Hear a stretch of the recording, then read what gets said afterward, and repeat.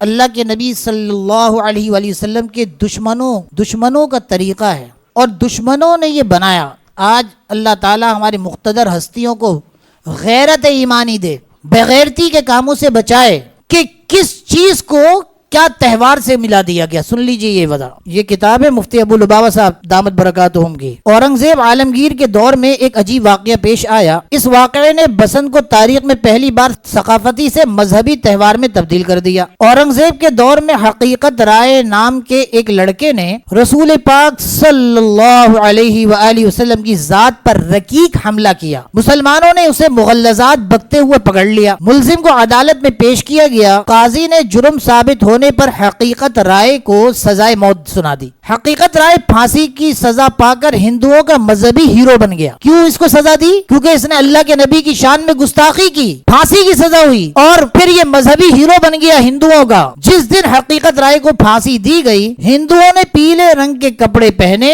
حقیقت رائے کی لاش اٹھائے اور گاتے بجاتے اسے شمشان گھاٹ تک لے گئے۔ ہمارے یہاں قبرستان ہوتا ہے، وہاں شمشان گھاٹ ہوتا ہے۔ مسلمانوں نے اسے توہین آمیز قرار دیا، لیکن ہندوؤں نے پیلے کپڑوں اور رقص و سرور کو بسنت کہہ کر جان بچائی۔ اگلے سال ہندوؤں نے حقیقت رائے کی برسی منائی، اور اسی برسی پر پیلے کپڑے پہن کر اور ناچ گا کر حقیقت رائے سے اپنی وابستگی اور حقیقت کا اظہار کیا۔ بعض مورخین کا خیال ہے کہ بسنت کے تہوار پر پہلی پتنگ بھی حقیقت رائے کی سمادھی پر اڑائی گئی تھی۔ تو بات بسنت کی نہیں ہے، بات صرف پتنگ کی نہیں ہے، بات صرف تہوار تک کی نہیں ہے۔ یاد رکھیے، مسلمانوں کو کسی بھی مذہب کے تہوار میں شامل ہونا بھی ناجائز اور حرام ہے، اور خاص کر ایسا تہوار جس کا تعلق حضور علیہ الصلوۃ والسلام کی عزت و ناموس سے ہو اور اس کو حکومتی سطح پر منایا جائے۔ اے اللہ، آپ ہماری صدا کو سن رہے ہیں۔ اے اللہ، ہماری مقتدر ہستیوں تک، ان کے کانوں تک کتنی لاشیں گرتی ہیں، کتنے لوگ پتنگ کی ڈور سے مرتے ہیں، کتنے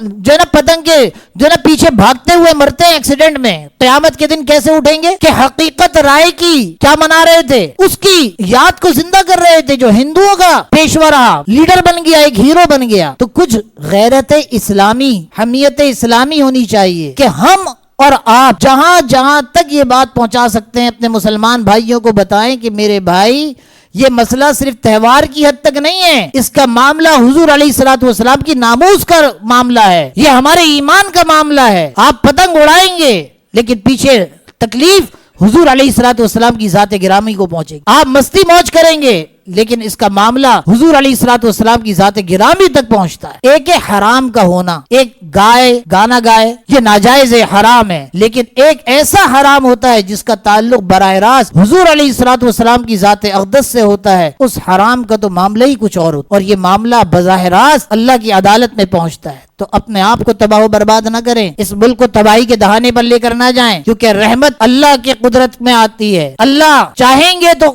رحمت اترے گی، اور اگر ہم اللہ کے نبی کی ناموس کے خلاف چلے تو یاد رکھنا اللہ اپنی رحمت کو اٹھا لیں گے اس پاکستان سے۔ اللہ جی، ہم اس چیزوں سے بری ہیں، اللہ ہمیں معاف فرمائے، اور جہاں جہاں تک ہو سکتا ہے ہم اس بسنت کی حقیقت کو پہنچائیں تاکہ لوگوں کو، بچوں کو پتہ چلے کہ اصل میں یہ پتنگ اڑانا یہ کس چیز کی یاد میں منایا جاتا ہے۔ اللہ جی بیان کو میرے لیے، سننے والوں کے لیے، سب کے لیے زندگی بدلنے کا ذریعہ بنا دے۔